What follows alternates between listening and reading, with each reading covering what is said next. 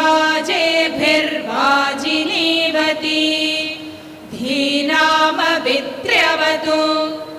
आनो दिवो बृहतः पर्वतादा सरस्वती यजदागन्तु यज्ञम् हवन् देवी जुजुषाणा घृताचीषग्मान्नो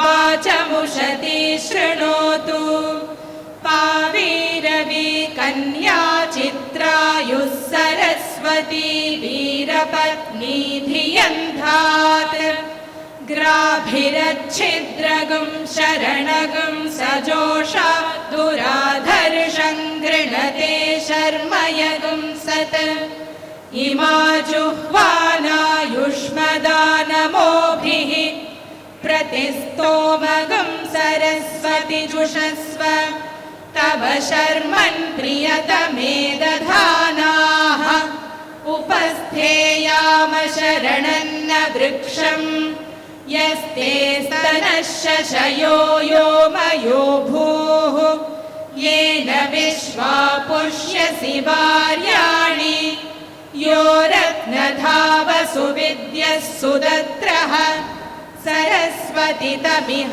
धातवेकः सरस्वत्यभिनो ने शिवस्यः मापस्फरेः पयसा मान आधक जुषस्वनः सख्या वेश्या च मात्वत्क्षेत्राण्यरणानि गन्म इयगुं शुष्मेभिर्विसखा इवारुजत सानुगिरीणान्तविषेभिरूर्मिभिः पारावदग्निमवसे सुवृत्तिभिः सरस्वतीमाविवासे मधीदिभिः पावकानः सरस्वती वाजेभिर्वाजिनीवती यज्ञं वष्टु धिया वसुः चोदयित्री सूनृतानां चेतन्ती सुमतीना यज्ञं दधे सरस्वती शिवा नश्यन्तमा भव सुमृडीका सरस्वती माते व्योम सन्दृशी ॐ शान्ति शान्ति शान्तिः. I offer my humble salutations at the lotus feet of our beloved Bhagawan, invoking his presence in front of this august gathering as we've all assembled here today. We are all blessed to have lived in the same era as Bhagawan, experiencing his love, his profound wisdom, enjoying his divinity every moment of our lives. And we are very happy, very indebted to our Bhagawan for this opportunity and for this blessing that he has bestowed upon us. Bhagawan, the avatar of our times, has played a very important role in laying a strong foundation in Vedic learning and bringing the awareness of Vedas across the universe, emphasizing the importance of Vedas. He stated that dharma is based on Vedas. If dharma collapses, the universe may collapse. If the universe may collapse, the dharma collapses. But the foundation of it, which is Vedas, will still remain intact, as stated by Bhagawan. However, if Veda has to collapse, it will impact both dharma and the universe, because of which it is incumbent for all of us, for every human being, to strive, to ensure, to uplift and keep the Vedas intact. Saiprem, our center here in Vashi, has been at the forefront of promoting Vedic learning and chanting across over the last decade. And there has been a lot of effort that we've been putting in as a group. And to continue that effort and to guide us today, we have amongst us Sri Veda Narayanan, a distinguished Sanskrit scholar and an ardent devotee of Bhagawan. Along with him, we also have with us Brother Subramanyam Gorti, who is the All India Veda coordinator with us, and also accompanied by certain state level office bearers, who've gathered here today. And without wasting much time, Let me invite Sri Subramaniam Gorthi on the dais to address the audience and set the tone for this evening. Sairam.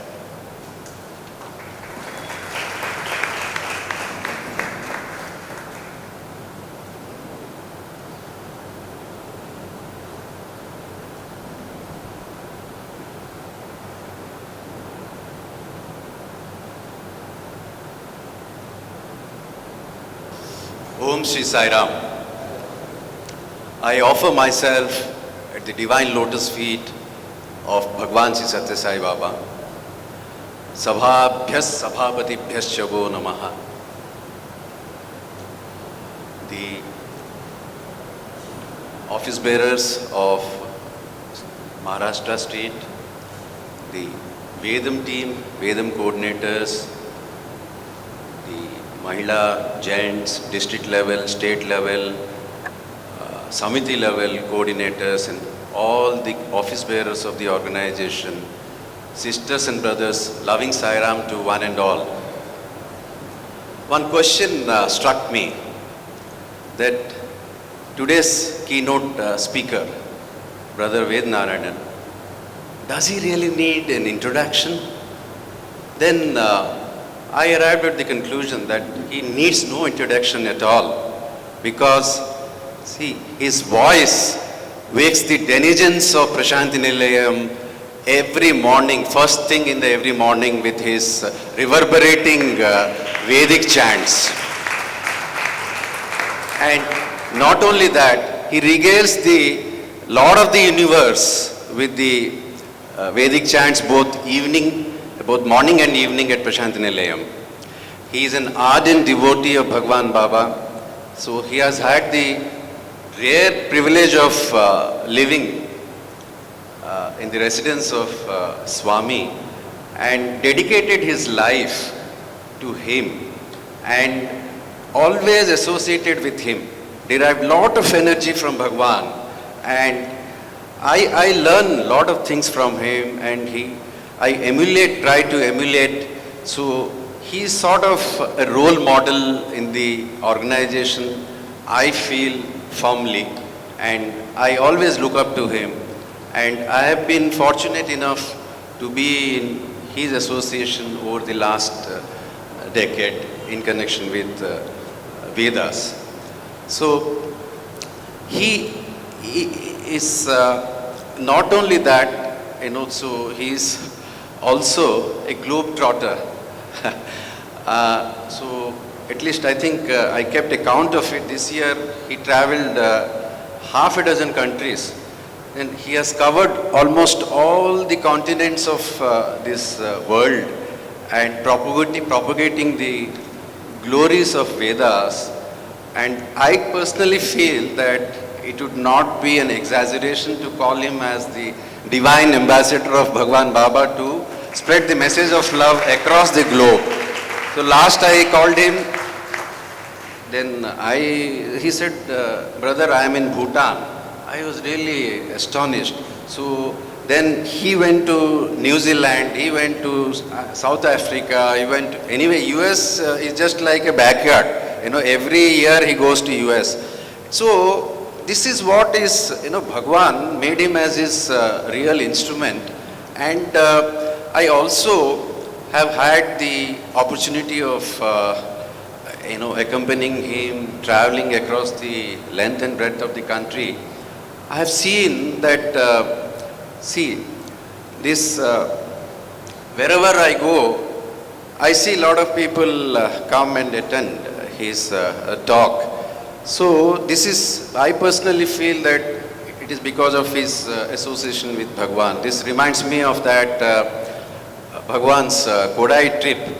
So I'm sure all of you must be aware that once Bhagawan was going to Kodai, and as usual, students were there in the bus, trailing behind him. And at some point, Swami wanted to stop the car and preferred to, travel in the bus with the students.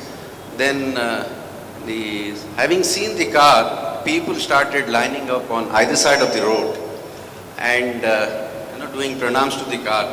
then Swami said, see, look here, you know, people are doing pranams to the car. The value of car has increased because of the association with the God. So I feel that he has always associated himself with the God.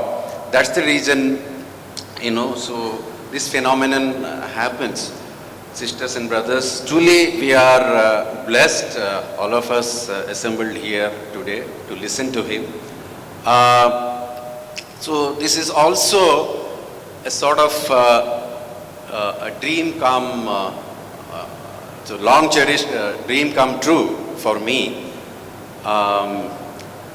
So brother, you know, with Bhagawan's divine grace, 2 decades back, we took that baby step towards Vedam, and there was not much of any encouragement in those days, but I would really, you know, acknowledge the kind of support we got from this place, this samiti, this district, this state as a whole. And somehow, you know, with Bhagavan's guidance, blessings, you know, we started doing this journey. So since then, you know, I always wished for him to visit Sai Prem. And so last I requested him, I recollect at Rishikesh. Then I said, brother, you know, my humble request, and we offer this invitation to come to Sai Prem and address. So he never says no. He's a never say no person. He says, no, Bhagavan willing, I will definitely come. And he told me 2 things. I remember that I am fond of traveling and photography. So that you know, still you know, is echoing at the back of my mind. And I stand here with a heart filled with gratitude to Bhagavan, to him, to each one of you for this occasion. And so there is definitely, you know, a lot of things to emulate from him, and he has got his lot of experience with the Lord of the universe in the divine form, as a human form. And wherever he goes, you know, it is needless to say that you know, he propagates the glory of Vedas. So Bhagavan said, I remember, and in one of the discourses, that Veda shaped Bharat. Bharat shaped, is shaping, will continue to shape the rest of the world. So, sorry, Vedas, with Veda. So, this is the message he is carrying to each and every country wherever he is going. So, we are all fortunate here to have assembled in this beautiful evening here, this sanctified place. Brother, this place was sanctified by Bhagavan with his footprint in the year 1995 and blessed this Sai Prem. So, there is some, Sai Prem has special place in my heart. So, I really feel very happy today, and I am grateful to Bhagavan and to you and each one of you. Thank you very much. I don't want to take much of the time, and Jai Sairam.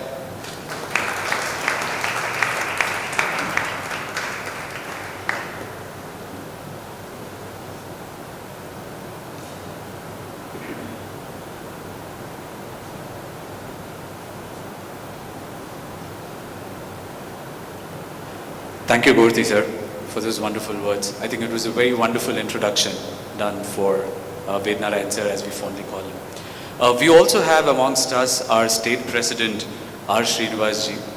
And I'd like to request Srinivasji, if you could please come onto the dais, share a few of your thoughts, and setting the tone before we can call our esteemed guest to address the audience today.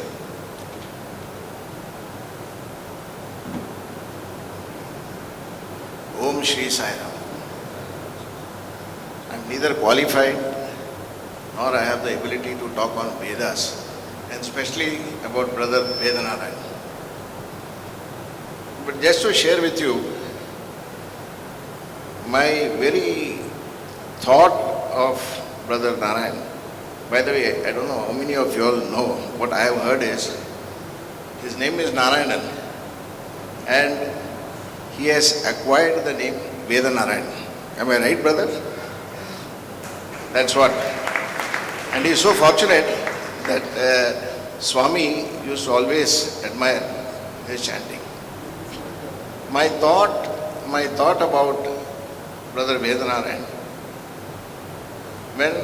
during the time when Puttaparthi did not have too much of traffic, every morning his Omkar used to be the wake-up call in Puttaparthi. It still resonates in my ears. Whenever I think of Brother Vedanarayan, the Omkar which he recites early in the morning. We are so fortunate to have amongst us Brother Vedanarayan to enlighten us on Vedas. And this is the flagship project of Bhagawan Sri Satya Sai Baba, and he heads the flagship project. So without standing in between you all, I would request Brother Vedanarayan take over the rise. Thank you very much. Thank you.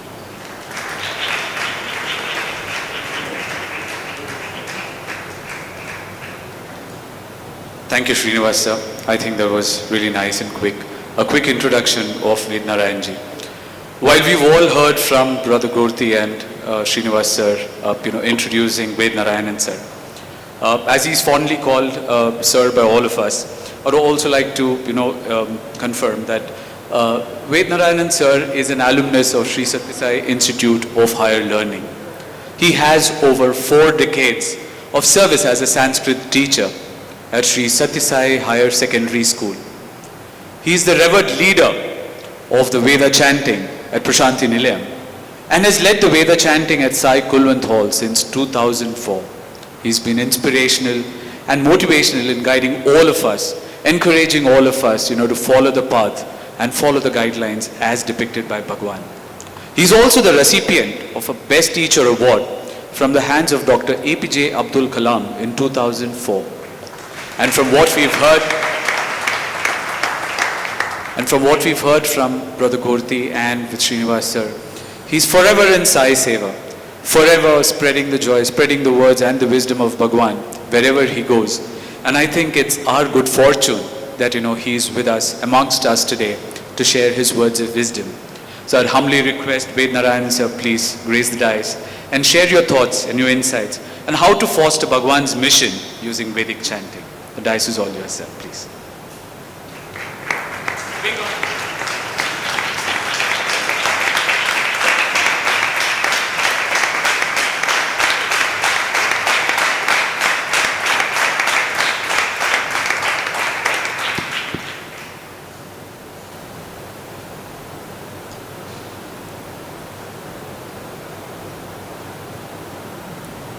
Mukam karoti vachalam Pankhum lankhayate girim Yat kripa tam aham vande Paramananda Sainam.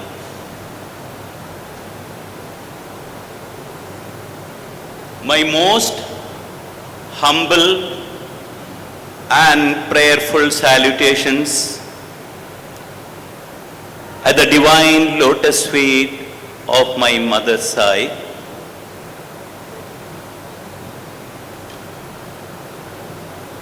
Most respected State President sir, All India Vedam Coordinator Brother Subramanya Gortri, all the respected office bearers of Sri Satya Sai Organization Maharashtra, respected elders and dear sisters and brothers, Sairam to each and every one of you.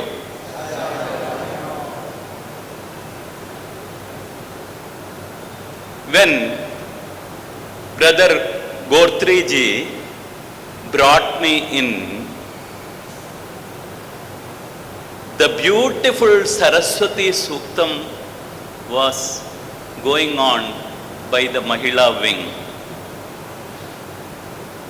And it was followed by the young brothers on this side.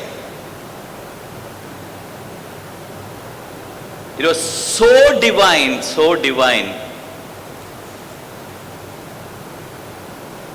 I think 100 years back, probably we would have not got this luxury of hearing our sisters chanting like this.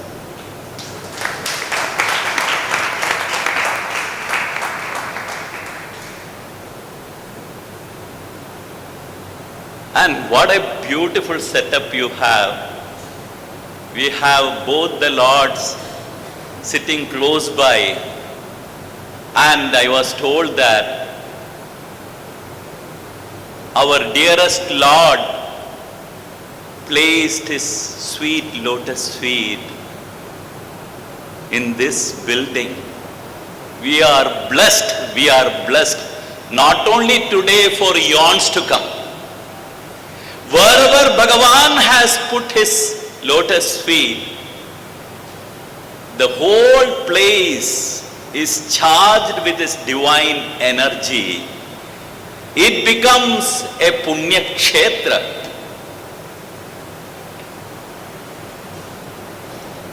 So happy to be here today.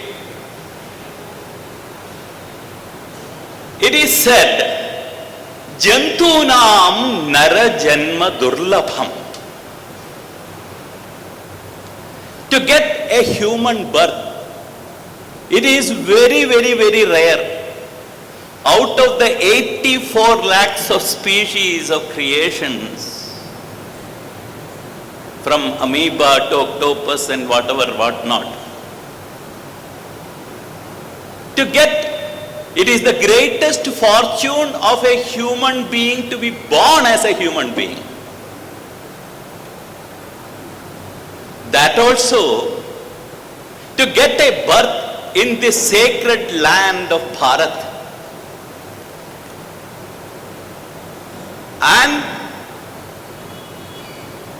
not only to be born in the sacred land of Bharat, to be the contemporaries of a Purna avatar, and to become the path of his mission chosen by him.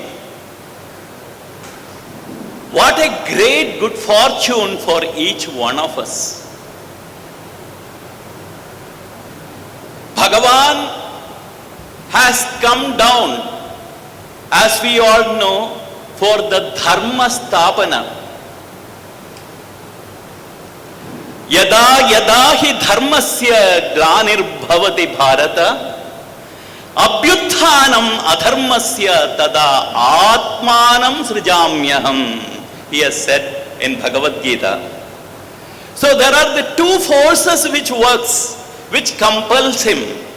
What is that? Dharmasya glani and adharmasya abhyutthana. Dharma never dies at no point of time. There can be a glani. It can be covered for some time. So, whenever people forget what is dharma, whenever people stop following the scriptures, the scriptural injunctions, and when they invite untold suffering to themselves without knowing what they are doing, Bhagavan, out of his compassion, he takes a form. And we are so fortunate, Bhagavan has chosen each one of us to be part and parcel of his mission. Is it not? How fortunate it is. How many people can get that golden chance to be personally selected by Bhagavan? So we have to really pat ourselves. or in a lighter vein, are we the cause for the dharma's glani? Probably Swami felt that these fellows are incorrigible. If I correct them, the entire world will become better. Is it that way? Though we can pat ourselves saying that yes, but Bhagavan has physically come, spent. Tell me what he has not taught us. From morning till dusk, what should be done, what should not be done, how to sit, how to walk, how to eat, how to sleep. If there is anything else that it is left, everything he has taught. But when we question ourselves where we are wherever we are. So, whenever if you want to catch a thief, you employ another thief to catch. So also Swami felt that if dharmastapana has to be done, first this fellow should be get corrected. So we have been caught here first, and through us, Swami wants to change others. Now, as you know, when you compare dharma to a tree, the roots are that is which is decaying, the most important part of a tree. No, unless the roots are nourished, the tree cannot sustain. So what are these roots? These roots are the Vedas. The roots are the Vedas. So Swami felt that the very mission of Bhagavan, as he has already told, Bhagavan has many times said, purpose of Sai avatar is fourfold. What are they? Veda Poshana. First and foremost thing what Bhagavan says is Veda Poshana. It is not for anything else that Bhagavan has said come. Veda Poshana. Second point he says Vidvat Poshana. How the Vedas can be nourished? Vedas can be nourished whenever, because it is in the sound form. So if it is in the sound form, people, those who chant Vedas should become more and more, then only the nourishment of the Vedas can happen. Vidvat Poshana. So, to protect the devotees who chant the Vedas. Then Dharma Sthapana. Of course, if these two things are taken care of, Dharma Sthapana automatically happens. And Bhakta Rakshana, the protection of the devotees. Swami always used to say, you do my work, I will do your work. You do my work, I will do your work. So, 1926, after the avatar came down on this earth, Swami took almost 35 years to start the Vedic movement. And it was in 1961, the first Veda Purusha Saptaha Jnana Yajna was organized in Prasanthi Nilayam. 1961. That was the time when it is not the modern Puttaparthi that you see, where you have not only train, you have also the planes and everything. But the fastest mode of transport those days was bullock carts. So, it was that time in 1961, the Veda Purusha Saptaha Jnana Yajna was organized by Bhagavan. Swami very often used to go to those time to Venkatagiri. And whenever he used to go to the Venkatagiri, he used to stay in the palace of Venkatagiri. And the king there, he is very fond of Vedas. So whenever Bhagavan used to be there, he used to call all the Vedic scholars.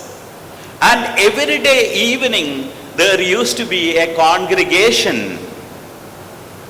And it is during that congregation, all these Vedic, the great scholars, they will first speak, followed by Bhagawan's beautiful discourses on the Vedas, which used to baffle even those great scholars. That is how it started. Then slowly Swami shifted the whole thing. It was brought to Prasanthi Nilayam. First, we had the Veda Purusha Saptaha Jnana Yajna. A little incident during that period of time, see, Swami has called and told the chief priest, make a list of all the things, because Puttaparthi is a village, nothing is available here. If anything has to be brought, it has to be brought from Chennai or from Bangalore. Nothing is available here. So you cannot tell me the last moment. According to the Vedic scriptures, whatever is required, make a list of it. Just to give you an idea, I had the good fortune of visiting Prasanthi Nilayam way back in 1968. This is the story I am telling in 1961, where we have to cross the Chitravati river, then reach Prasanthi Nilayam. Bukkapatnam, till Bukkapatnam only buses used to come. There are no roads. Every vehicle has to make their own roads. And there are no cars, bus, nothing was to be there. And it was the plain sands, no shops. To give you an idea, if you sit for darshan in the sands, there are no cycle on hall. When you look at the left side, you can see the Chitravati river flowing there. You can even see the sunrise above the mountains. That was the Puttaparthi in 1968. This is the story of 1961. You can imagine nothing was available there. No shops, nothing. And Swami, he gave the list to Swami, and Swami made sure that all the things were brought, everything. And the D-Day came, and the inauguration of the Swami went for the inauguration. And the Yajnam, first they will churn the arani to produce the fire. And the fire was thus produced, and Swami sat for some time. Then Swami came back to his room. Within few minutes, the boy on duty informed Swami, the chief priest has come. Swami said, for what? I was there till now there, why did he come? So he was called upstairs. He fell at Swami's feet and said, Swami, please pardon me. Swami said, why? First Swami asked, why did you come? Till now I was there and leaving everything, why did you come? Swami, I have done something wrong. Swami asked, what? Swami, in the list I forgot to mention one thing. There is a particular vessel, a kamandalu which is required, by which without that the yajna is not complete. Swami, I forgot to mention that. Swami appeared to be little disturbed and said, I told you 101 times to check the list properly, whether everything is all right, and you said everything is all right. Where can you get the vessel from?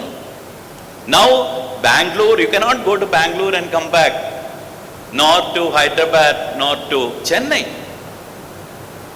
Then he fell at Swami's feet, Abad Bandhava, you only have to do something. Then what Swami did, Swami got up from his chair, went inside his room, and he came out holding a vessel in his hand. Is this will do? And he was in tears because that is the exact description of the vessel which is given in the Vedas.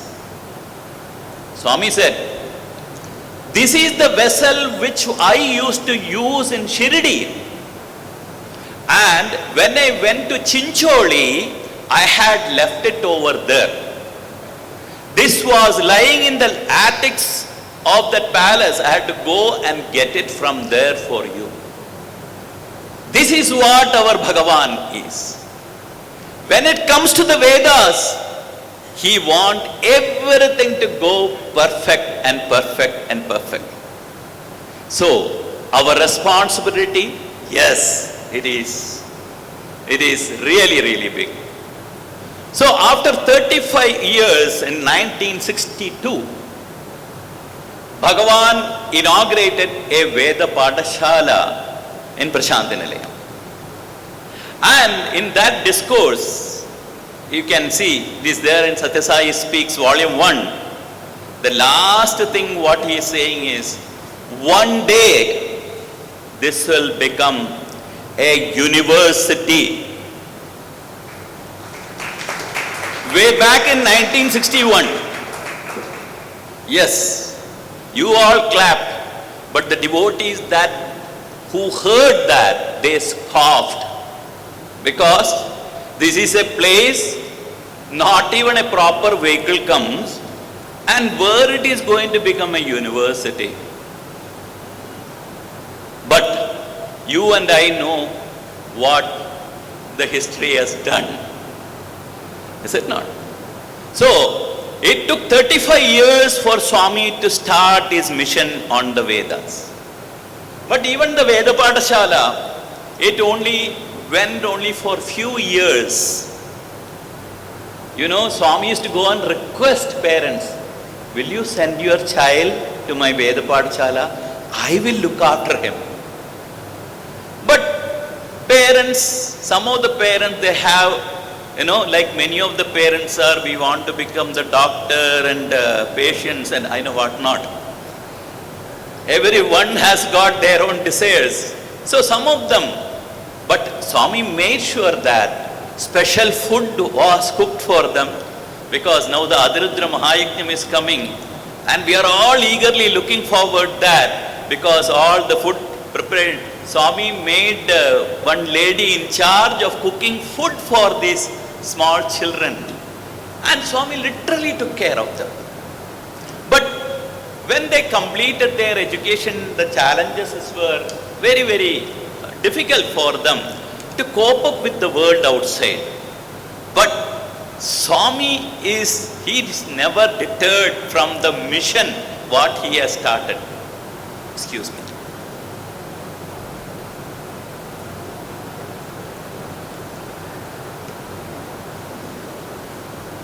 Then, so what happened?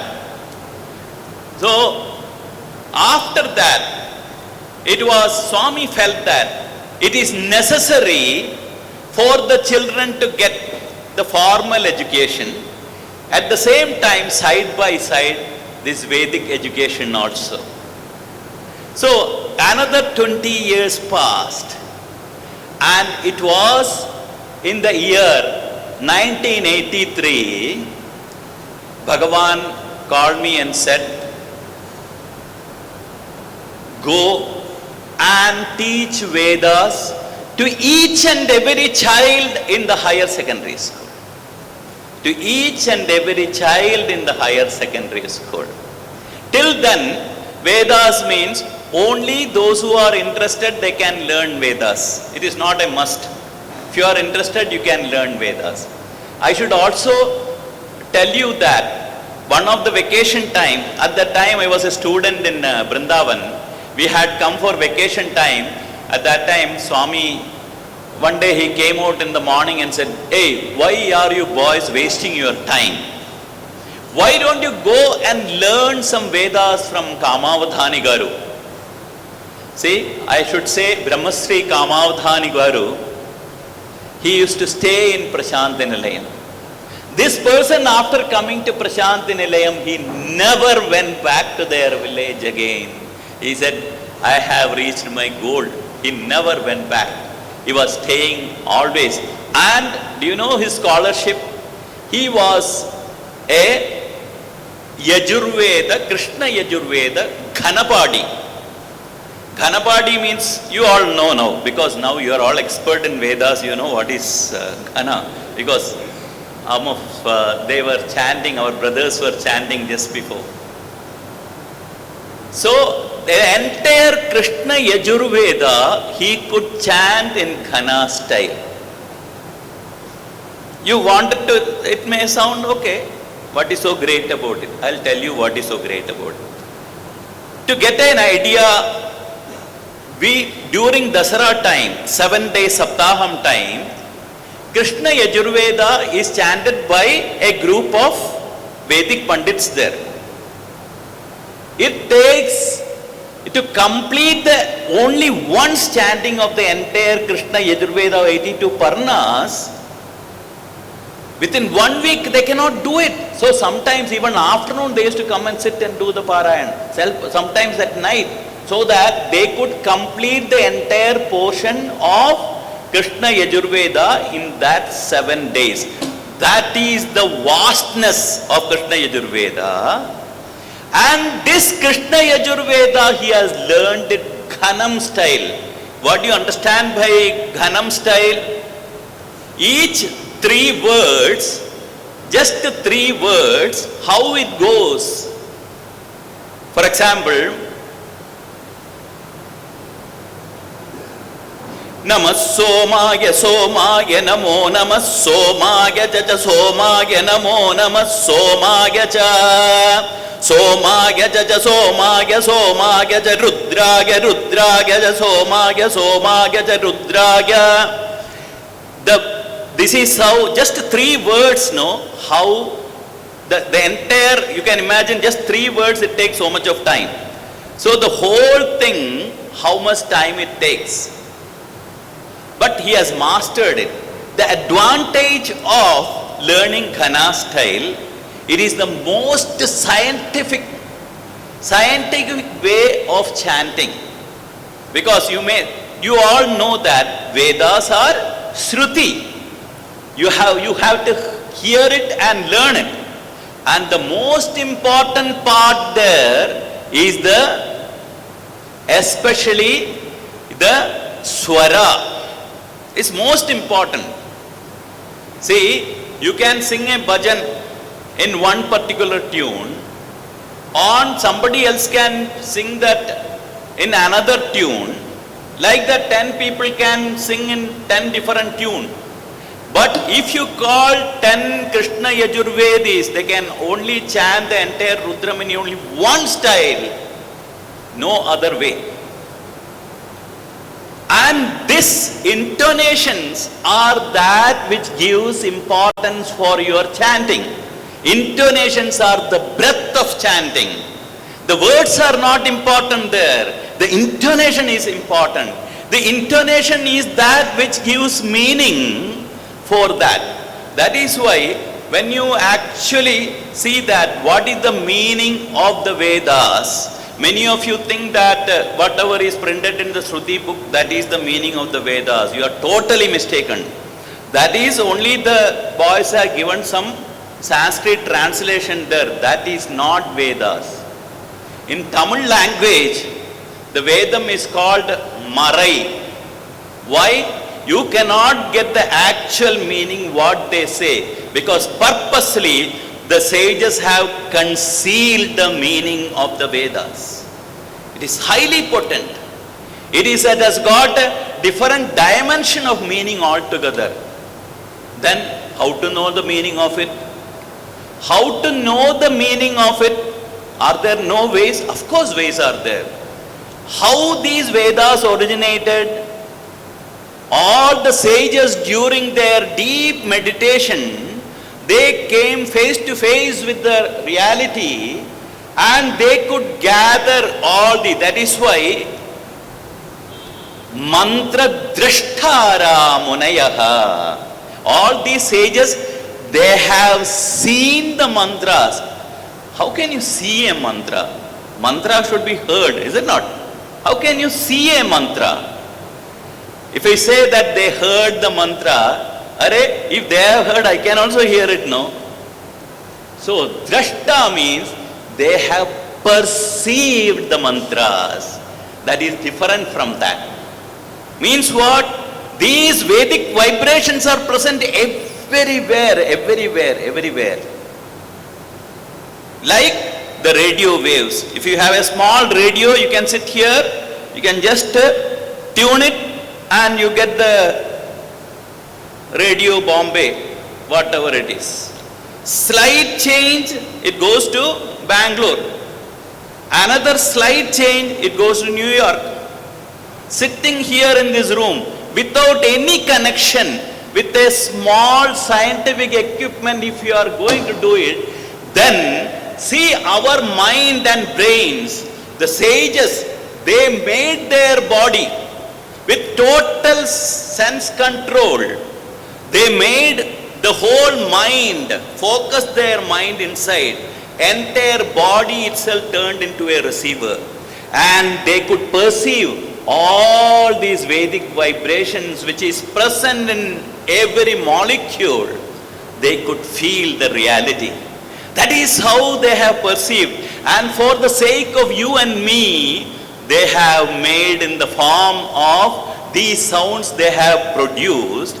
And mind you, for thousands of years, there is absolutely no change in the intonation. How do you know? Were you there thousands of years back? That's the first question you will ask. Yes. Why we are so confident? Because of Ghanam way of chanting. Exactly, there are scientific rules are there. When this letter goes this way, that is how were the. And mind you, all these printed notebooks and textbooks are not there. Today we have all the facilities, is not. You have CD, Walkman and what not. But those days nothing is available. Everything is stored here. Unfortunately, we are only learning to make use of our brain lesser and lesser, that's all.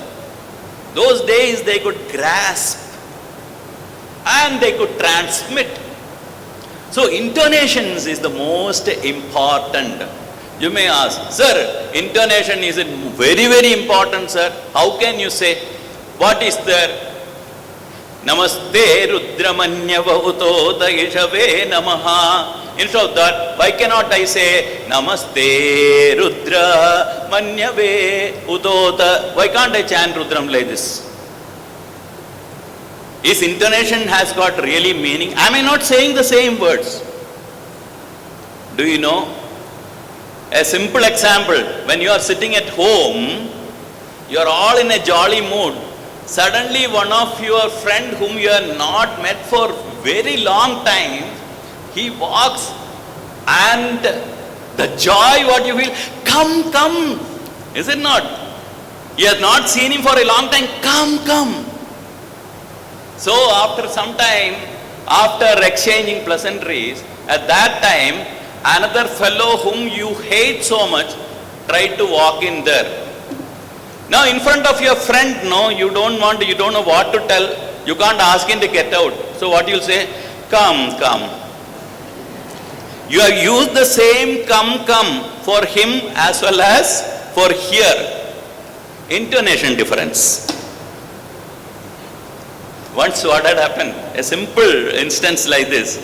It was during the there was the beautiful the TVK Shastri's this thing used to be there. It used to go on, beautiful music programs and all for 3 days continuous in Purnachandra Auditorium.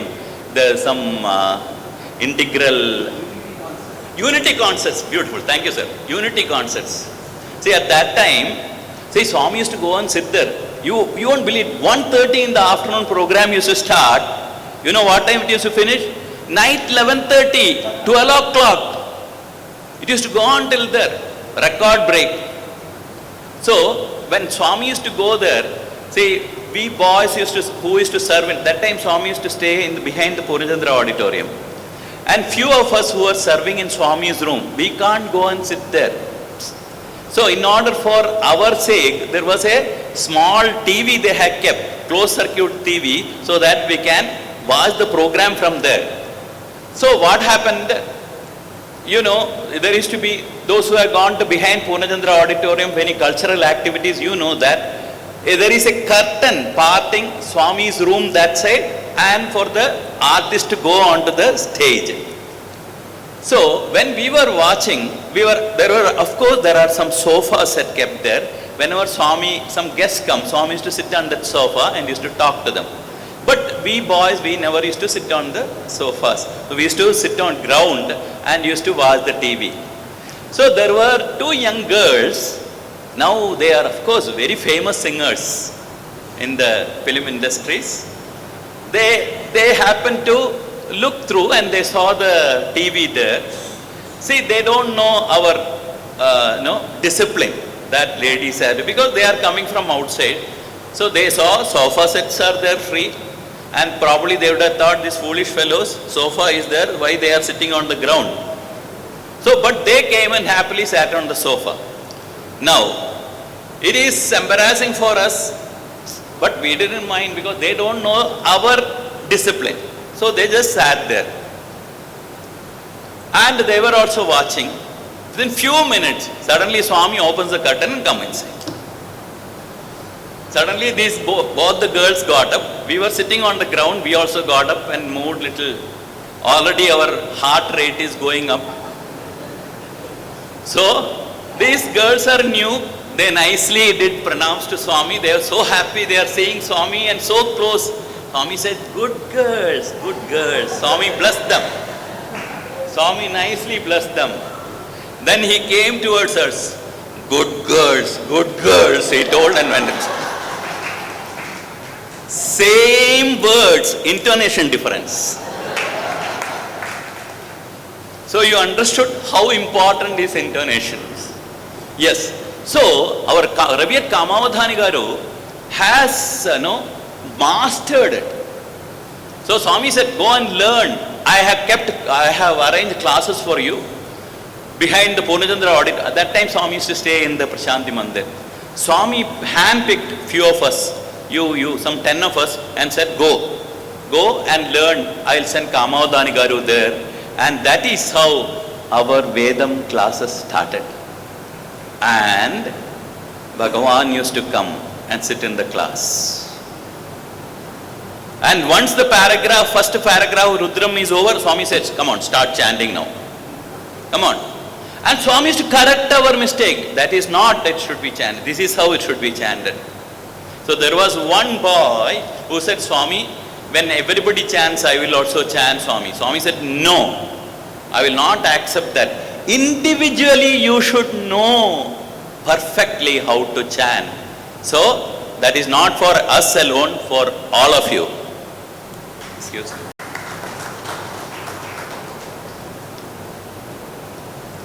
So that is how I learned Vedas. Then it took, in 1983, Swami gave us, at least he told me, go and teach Vedas for all the children in the higher secondary school. Then you may ask, only Brahmins are supposed to chant Vedas. Is higher secondary school, all the boys, are they all Brahmins? Are they all Brahmins? Absolutely no.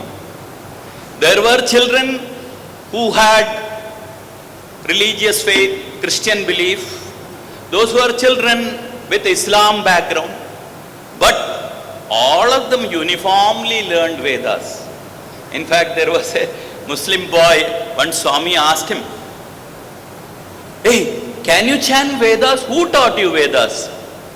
Then he said, Swami, Vedanarayan sir. Vedanarayan sir, if Kamavadhani comes to know, he will go and have dip in Ganges, he said. Why? Only Brahmins can learn Vedas. Janmana jayate martyaha, karmana jayate dvijaha, brahmajnanena eva brahmanaha. Remember that. Janmana jayate martyaha. Every one of us are born as humans. But When we start doing the right things, karmana jayate dvijaha. What is dvijaha? Twice born means what? When we get the Gayatri, when we really wanted to follow the spiritual path, we become a dvija. It is a new life. Otherwise, what is there in this life? But Brahmajnanena eva brahmanaha. The definition of a brahmana is what? One who always wants to know, who wants to travel towards Brahman. He is a true brahmana, and not that a person who is born to a Brahmin, he become a Brahmin. We should be a Brahmin. Anybody can become Brahmin. Why? By karmana, if not janmana. So that is what. So Bhagavan made sure that everyone, all the children learn the Vedas. And Bhagavan first time, all of them chanted on a Vinayaka Chaturthi day in Prasanthi Nilayam. And Swami was supremely happy. Swami came and told, boys are chanting very nicely. Enough for a lifetime to hear that from Bhagavan. What else we required? Even if life goes at that moment, I did not felt. Look at the love of Bhagavan. That is how en masse chanting of the Vedas started. Till then, en masse chanting of the Vedas were not there. Only few boys used to go and learn, and they used to chant Vedas. Now, Swami wants everybody to learn the Vedas. See, word to word, from the Padashala, now Swami is giving the message. Vedas doesn't mean you have to master all the 4 Vedas. No. Even little bit. Swami says, Rudram, Purusuktam, some of the main things you learn, that's more than, that is as good as chanting the entire Vedas. But those who are ability, you can learn more, absolutely. Then, after that, it was again, after it was the year 2000, another 20 years passed. Then one fine day, Swami felt that. Now I also used to feel, Swami has said that his mission is for the Veda Poshana. The few of the school boys learning the Vedas, where it is going to do? What it is going to do the whole universe? I mean the whole world. There is so much of population. What is this Veda Poshana is going to do? Swami waited. And in the year 2003, he felt that enough is enough. Instead of the music, when he used to come for darshan, Swami wanted Vedam chanting to be done. That is how the Vedam chanting started on 18th September 2003. So, when Swami started Vedam, Swami started giving lot of importance. There are days, you know how we used to chant. Originally, we used to chant in very loud voice. Very loud voice in Swasti voice. Swasti voice means one line you chant, the other group will chant the next line. So that is how. And you know, Swami used to sit 1 hour, 2 hours, 3 hours. Swami used to sit. There are days when Swami cancelled bhajan, took arati and went off. That was the interest he showed. And what happened? Swami also started slowly and slowly saying, there are some boys who are not chanting. Swami says, those who are not chanting, go and sit behind. Only those who chant should come and sit in the front. So Swami really started giving encouragement and encouragement.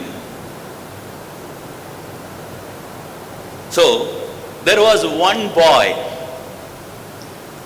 This boy, he didn't want to learn Vedas. He used to be very, very frank with Swami. And Swami used to like him quite a lot. So this boy felt, see, after all, I am a Kshatriya.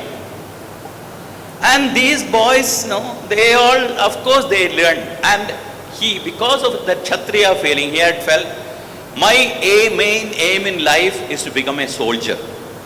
He has told Swami also. And my aim is to go and clear all the enemies of India from Pakistan.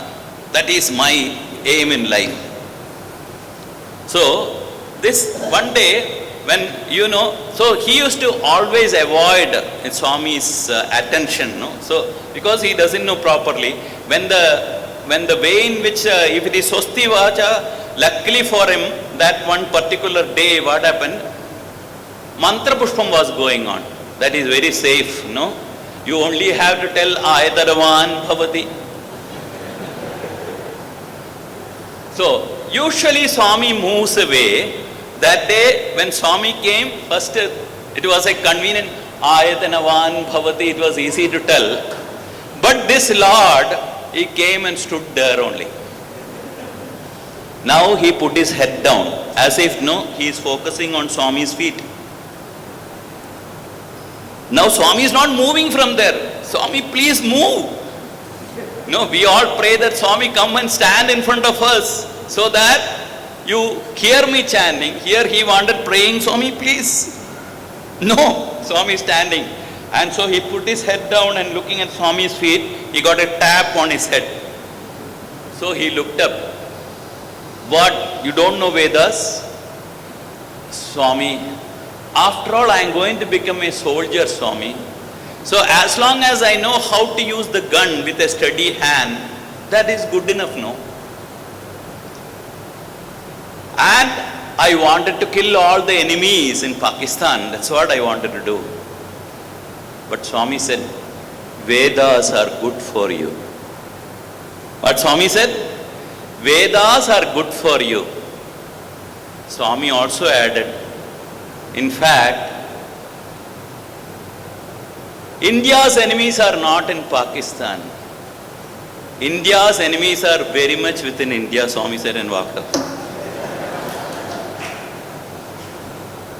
So this is apart from that. So, yadyad acharati sreshtaha tadeva itare janaha saha yat pramanam kurute lokaha tadanuvartate. Whatever the great people do, even the ordinary people start following. So the devotees found that, Swami is liking Vedas so much. So in order to get attention, what they used to do, they used to learn the Vedas, and whenever Swami used to come for darshan, they used to chant so loudly, and Swami used to look and give a smile. So they also started learning the Vedas. And that is how in the year 2006, we had the Atirudra Mahayajnam, followed by in 2007, there was an Atirudra Mahayajnam in Chennai.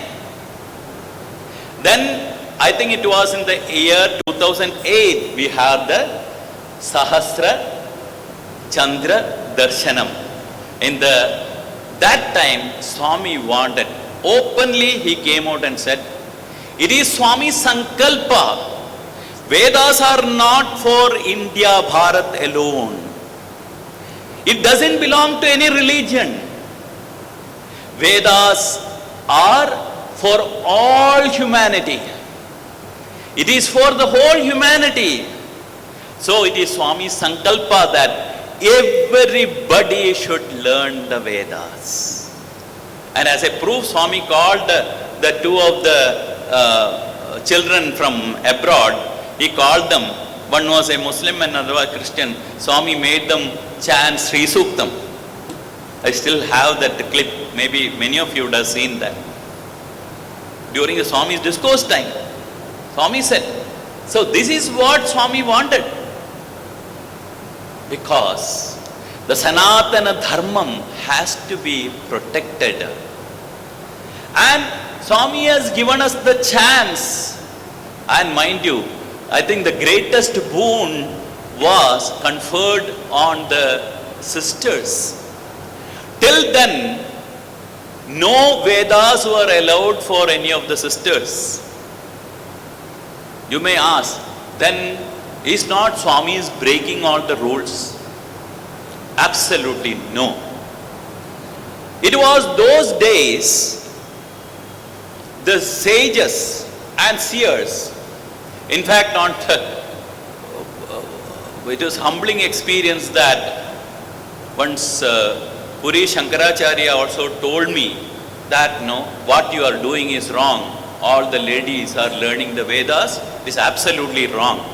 So he went on and on. I humbly asked him, sir, I got a question. He said, ask. So no ladies should not, nobody should learn Vedas at all. He said, no. Please tell me, Gargi, Maitrayani, Lopamudra, they are all the great seers of Vedas. Are they not ladies? He got so angry with me. That's all. He didn't have an answer for that. He literally shouted something in Hindi. I understood. Because there's no answer for it. See, why Bhagavan has clearly mentioned, it was not like that ladies should not chant Vedas. Those days, what happens? Because of the physiological differences, ladies, monthly they may not able to chant 2-3 days. Vedas are something which you need to practice each and every day. So monthly when you cannot practice for 2-3 days, even so many, why to go to the extent you know? In Purusuktam itself, say, Nanya Pantha Ayanaya Vidyate. In the second paragraph it comes, Nanya Pantha Vidyate Anaya. Slight remembrance, it will derail and go somewhere else. That is why there are so many sentences like that. So unless you have constant practice, it is very, very difficult to remember.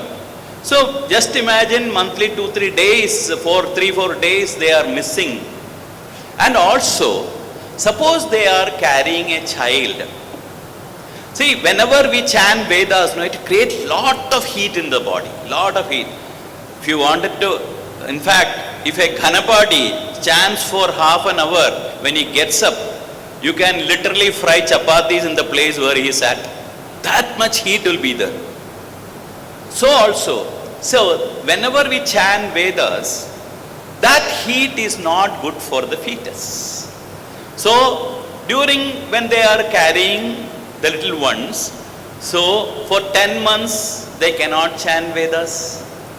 So because of all these physiological differences, they made a rule that it is enough that if ladies serves their husbands who are chanting the Vedas, they will also get the equal benefit. So they need not chant, and we are so great, no? Whatever is need not, should not. That's all. That's the only difference. We are clever. That is how the ladies chanting became lesser and lesser. So it is not that ladies should not chant. Ladies can very well chant Vedas. So remember that. So these things are given to us with such great significance. And now slowly it started spreading everywhere. Today, in the nook and corner of any country you go, you can hear the Vedas. So much. Yadyad ajarati sreshtaha tadeve idare janaha. See, they wanted to please Bhagavan. So they have, not only that, especially foreigners, they have found the values of the Vedas. See, I have not even come to that part. What are Vedas? What are actually the Vedas? And how important are the Vedas? In fact, what it does not contain. We have such a rich culture. We have forgotten happily and sitting that, oh, we don't know anything. In fact, we have the 4 Vedas, Rig Veda, Yajurveda, Samaveda and Atharvana Veda, which is like an ocean, I'll tell you. Somebody says that it is only 3. There are only 3 Vedas. Atharvana Vedas, it is not a black Veda as you think. No, it is for the self-protection. There are so many beautiful things which are there in the Atharvana Vedas.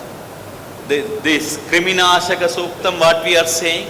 See, when we are attacked with the viruses, we have for protective mantras are there. We have Abohishta, for purifying the water, we have the mantras are there. These are all from the Atharva Veda. Beautiful it is.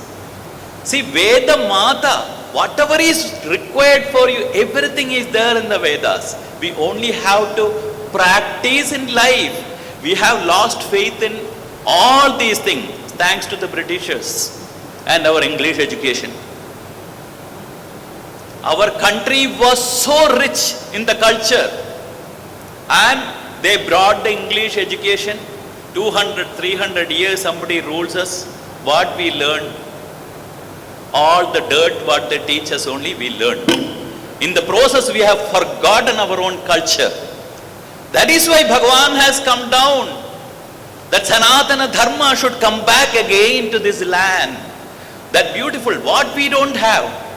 All the 4 Vedas, then the 6 Shastras, Vedangas, Shiksha, Vyakarana, Nirukta, Jyotisha, Kalpa, Mimamsa, then you have Nyaya, then Puranam, 18 Puranas, whatever is said in the Vedas, in order to explain there are stories in the Puranas.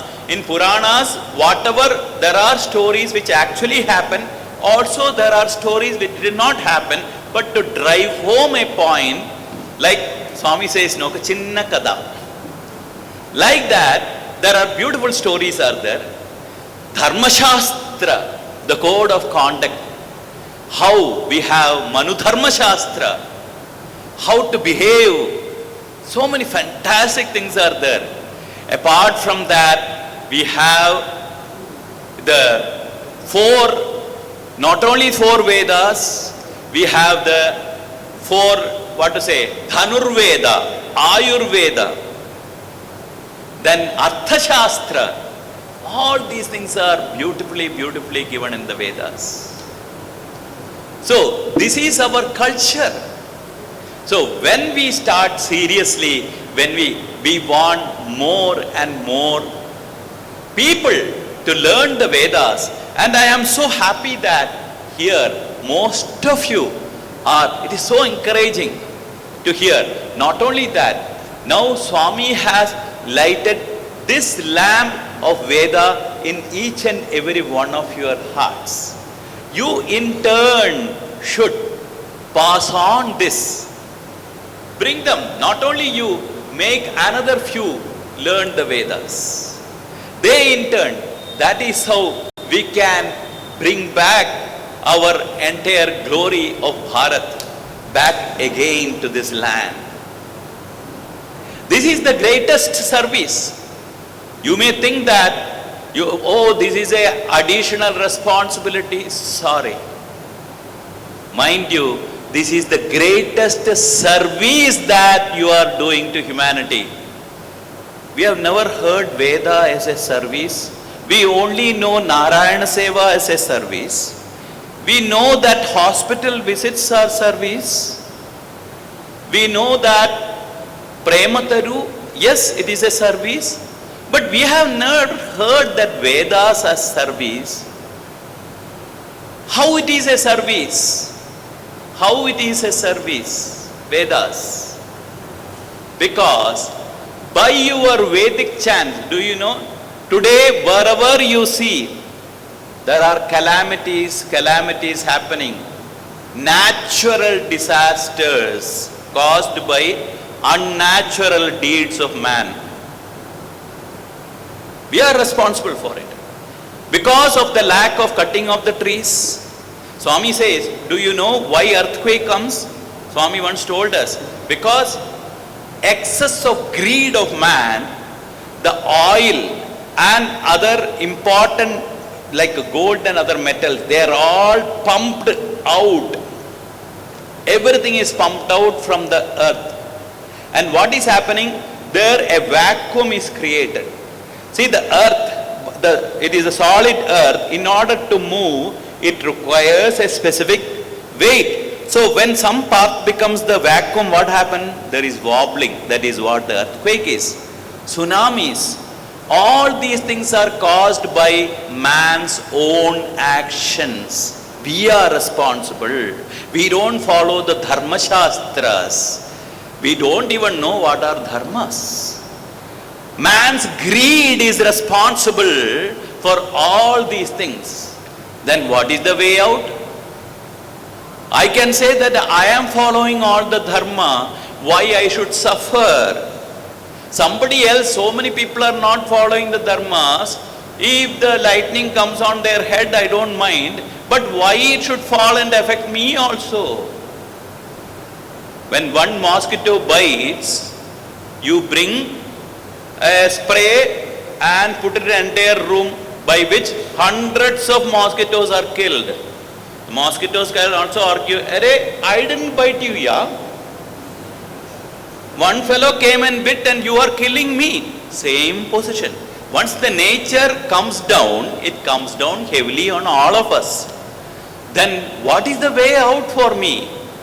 The way out for me is learning Vedam and Vedam chanting. Because the entire creation comes out of sound vibration, Vedic vibrations. God has created. So there is an equilibrium there. Because of that adharma what we are doing, this in the sound vibrations there is a misbalance, because that causes all these tsunamis, etc. So when we inject the positive vibration back again, more and more into the nature, the balance of the nature is maintained, and so many tsunamis, so many earthquakes, so many droughts, so many floods can be prevented by we chanting, we learning the Vedas. This is the best possible disaster management. Disaster management is not that after disaster happens, we go and manage. We pray, "Swami, this time our group didn't get any chance to serve." Why? We are all belong to disaster management. No disaster is happening. No. The real disaster management is what? To prevent the disasters. But how do you know? You will not know. When you pray to the Lord, see, so many beautiful way in which that Saraswati Suktam was chanted. When with so much of love when you do for Bhagawan, naturally that positive vibration will protect all of you from all the calamities. So that is why Bhagawan wanted not few people chanting the Veda, because the adharma is so much, it has become the order of the day, that more and more people should learn Vedas and they should chant Vedas, and we should give this positive energy to this atmosphere, to the atmosphere. I will tell one more incident and 2 minutes time. You remember that there was the Bhopal gas tragedy, 1984 I think. You know, Union Carbide, many of the youngsters may not know that in Union Carbide, unfortunately the lethal gas leaked in Bhopal, and for kilometers around, so many of them died. So many of them become blinded. The after effect was so much. So people were so scared, they were running helter-skelter, except two old couples close by to the factory living in the village. They told, "We have to, everybody has to run." They said, "We cannot." But they had faith. They were Agnihotris. What they did? Agnihotri is a person, daily morning and evening, they will do the Agnihotra sacrifice. It doesn't take much time. Here is 2-3 mantras are only there. Suryaya Swaha, Suryaya Namama. It takes just maybe 5-10 minutes. But they have to make sure that fire doesn't go out. They have to keep that fire. When it will go out? Only when they die. So they don't travel anywhere. They stick there. You won't believe it. Though they were staying so close to the factory, nothing happened to them. No side effects. This was reported, and people from abroad, they came. They studied literally. So what were the mantras you heard? These mantras they took back to their country. They made small children do these mantras. They recorded. Old people, the same vibration it was causing, even the old people chant. Anybody chanting, they translated that into English. There was no effect. They exchanged the evening mantras with the morning mantras, and there was no effect. They translated in different languages, and it saw there was no effect. Only when it is chanted in the sunrise with that particular order, it had effect. So, do you need more scientific results more than this? So, it is time that we have such a precious heritage we have, but we foolishly try to ape the Westerners, and we see that is their culture is great. We have everything. Bhagavan has come to wake up each and every one of us to know about our own glory. Srinvantu vishve amritasya putraha. You are the children of immortality. Sleep not till you reach the goal. Uttishtata jagrada prapyavaran nibodhata. So, let us hear Bhagavan 100th birthday. Of course, how fortunate each and every one of us to be even alive during that period of time. Never in the history of the mankind ever there was a celebration of centenary celebration of a Purna avatar. And you and me, Swami has blessed you and me to be part of it. And Swami has given his entire life for us. What is that birthday gift? We are going to give it to the Lord. Let us forget, see, more than anything else, forget all our differences. Let us have love. Let us not hate anyone. In fact, I am very sorry to say that ego is something which brings down very badly. Whatever we do, if I keep a salt in my mouth and I may eat the best of jalebi and gulab jam, it will be salty only. Let me spit out that salt. Let us leave all the difference of opinion. Love and love and love. Swami, throughout his life, he told only that one thing. Can't we just practice that? Thank you so much for your patience. God bless you all, and I pray samasta lokaha sukhino bhavantu. Jai bolo Bhagawan Sri Satya Sai Baba Ji ki. Jai bolo Bhagawan Sri Satya Sai Baba Ji ki. Jai bolo Bhagawan Sri Satya Sai Baba Ji ki. Jai Sairam. Thank you.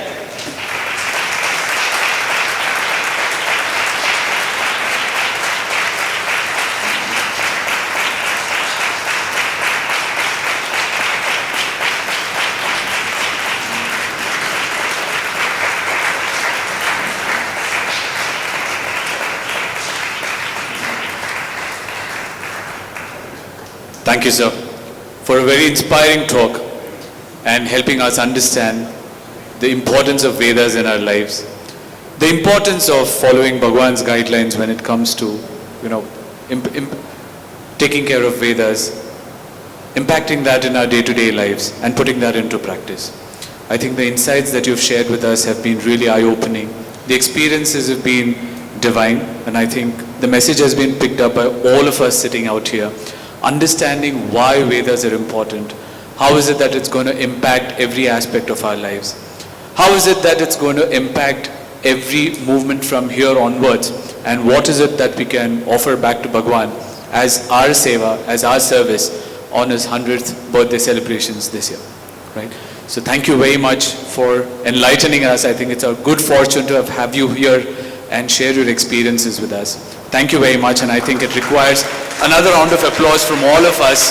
Thank you so much, sir.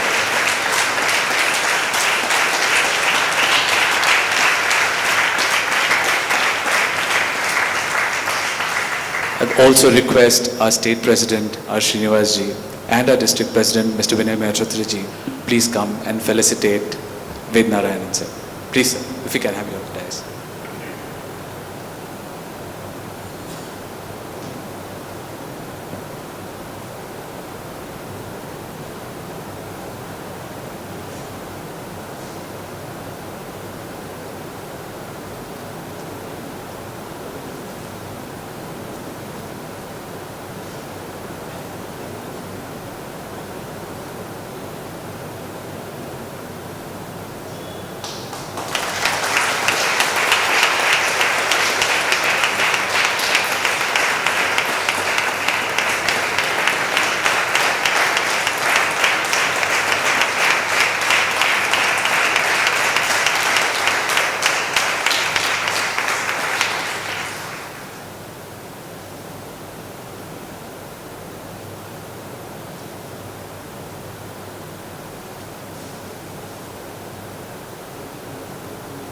I now request our sister, Dr. Shifali Bharadwaj, our Mahila Vedam Coordinator for Navi Mumbai, to come on and please present the vote of thanks on behalf of all of us for having a wonderful session this evening.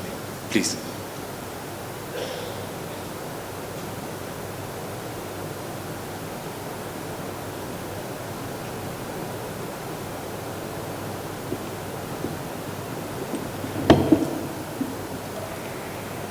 Om Shri Sairam.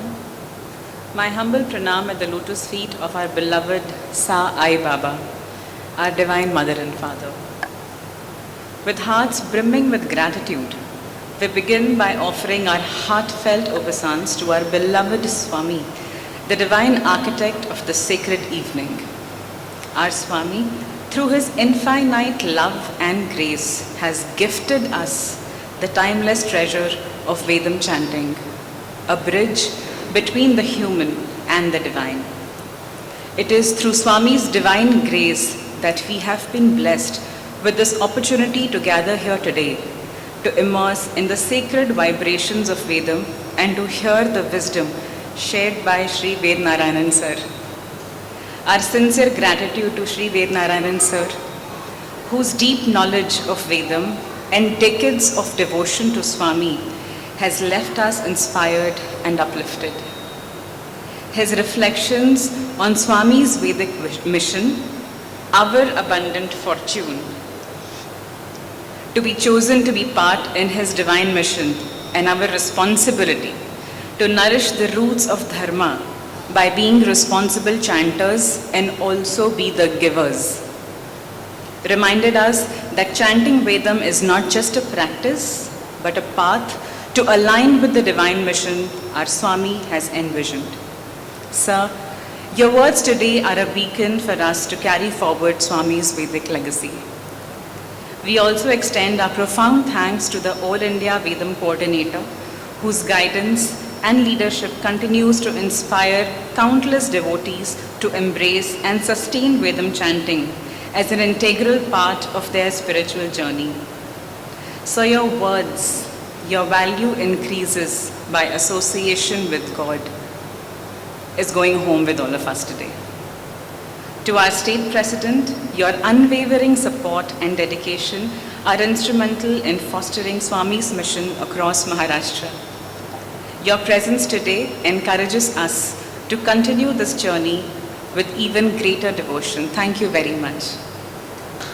A heartfelt thank you to all the organizers from Navi Mumbai district, whose selfless efforts made this divine gathering possible in every way. Their commitment to every detail has created an atmosphere charged with devotion and discipline, reflecting Swami's teachings. Finally, we thank every devotee present here today for taking the time to join this sacred occasion. As we conclude, we now proceed to the Mangal Arati. From Mahila side, I invite Mahila State Vedam in charge and Radha Didi to offer the Arati.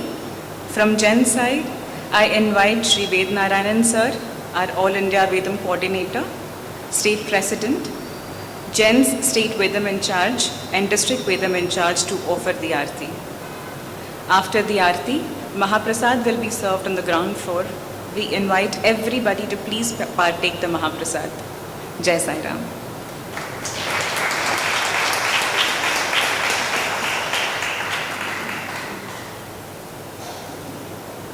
Tat Sat Shri Narayana Tu Purushottama Guru Tu Siddha Buddha Tu Skanda Vinayak Savita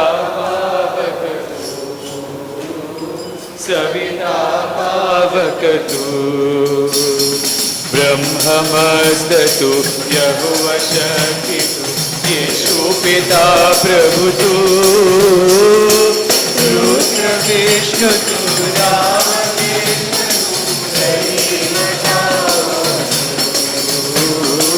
Rahila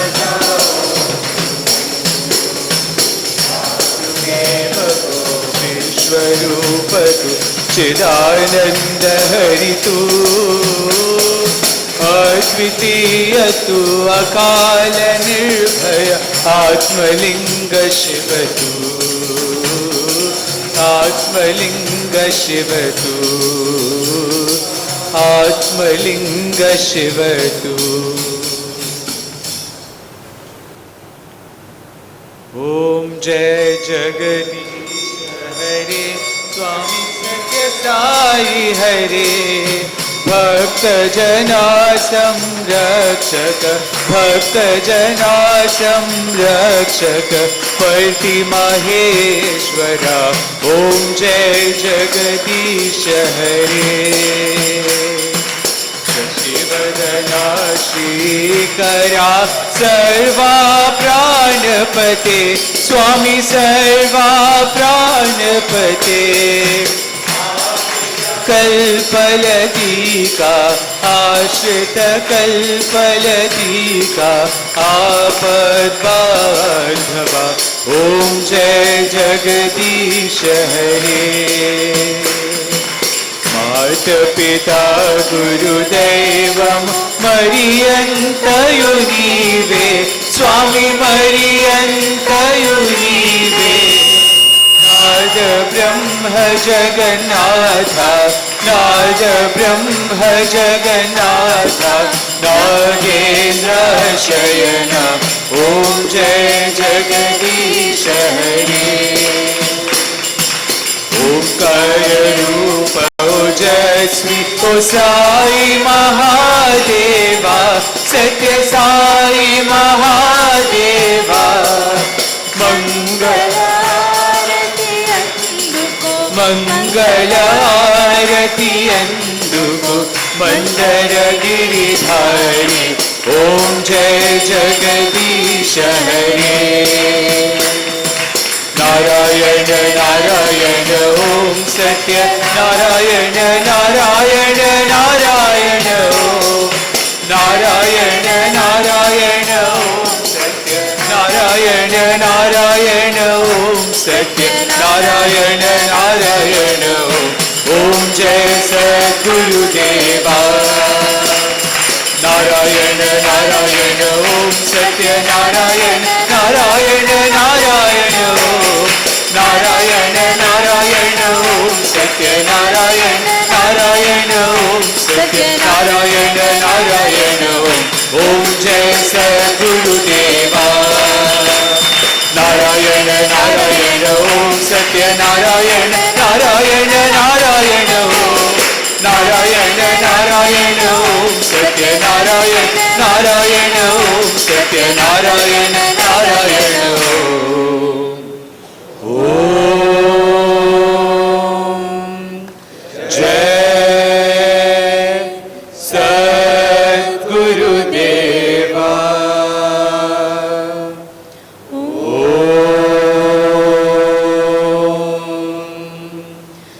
शांति शांति शांति।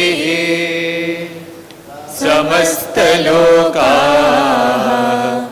सुखिनो भवन्तु। समस्तलोकाः सुखिनो भवन्तु। समस्तलोकाः सुखिनो भवन्तु। ॐ शान्ति शान्ति शान्ति। जय बोलो भगवान श्री सत्य साई बाबा जी की परमं पवित्रं बाबा विभूतिं परमं विचित्रं लीला विभूतिं परमार्थ इष्टार्थ मोक्ष प्रदानं बाबा विभूतिं इदमाश्रयामि। परमं पवित्रं बाबा विभूतिं परमं विचित्रं लीला विभूतिं परमार्थ इष्टार्थ मोक्ष प्रदानं बाबा विभूतिं इदमाश्रयामि। परमं पवित्रं बाबा विभूतिं परमं विचित्रं लीला विभूतिं परमार्थ इष्टार्थ मोक्ष प्रदानं बाबा विभूतिं इदमाश्रयामि। लीला विभूतिं इदमाश्रयामि। साई विभूतिं इदमाश्रयामि।